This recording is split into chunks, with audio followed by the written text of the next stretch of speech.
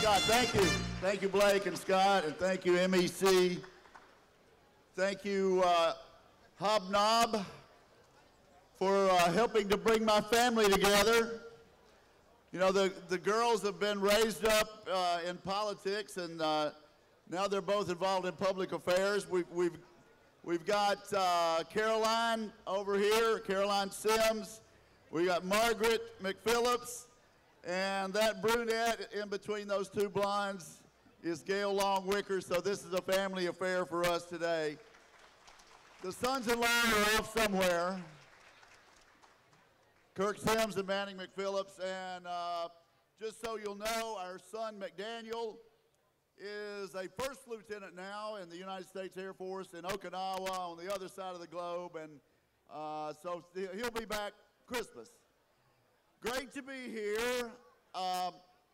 You know, I've got some good news and some bad news, but let's talk about the bad news first. We have a time of massive crisis in the United States of America.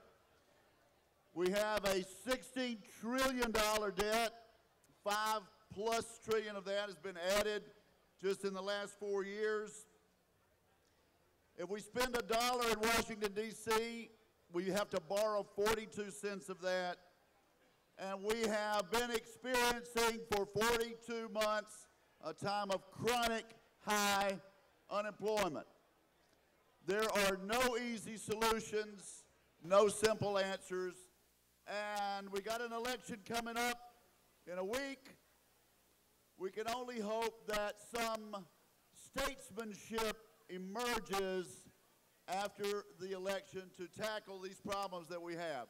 The same kind of statesmanship that we had in 1982 with Democratic Speaker Tip O'Neill and Republican President Ronald Reagan, when they tackled the Social Security imbalance and saved Social Security for 3 decades. We need that kind of statesmanship, and I'm hoping that perhaps some adult leadership will emerge in the United States Senate and the administration after this election.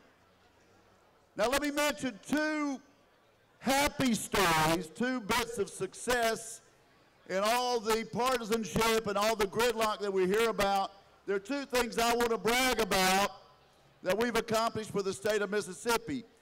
One, and particularly for people from Jackson, Mississippi South, is the reauthorization of the National Flood Insurance Program. This is something that had taken 5 years to do, and I'm so glad we got it done, and I'm glad they added Roger Wicker's Coastal Act as part of the National Flood Insurance Program. This is the first step toward using scientific data to solve this lengthy problem we've had of land versus water. The Coastal Act is going to be a start in that. It's not everything we need, but it's a real good start, and I so appreciate the Senate putting that as part of the NFIP program. The other thing is the Restore Act,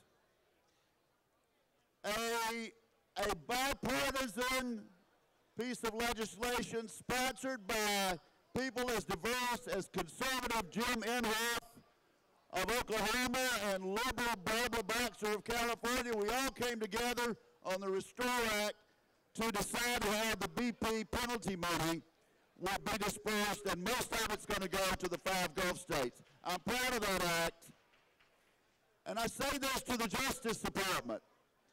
The Congress has spoken on this. The President has signed the bill.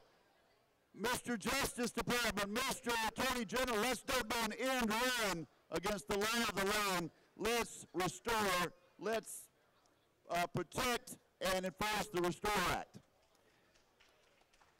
Now,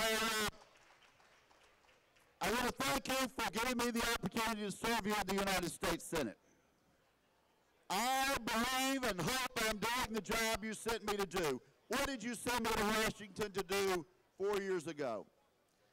You sent me to support legislation that creates jobs, and that's what I've done. You asked me to oppose legislation that we can't afford, and I've done that. We need to find budget savings everywhere. Even in the programs that we like, we need to fight job-killing rules and regulation, and we need to promote American energy.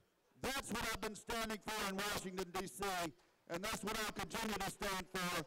I appreciate your support, and I would appreciate your vote November the 6th. Thank you very much.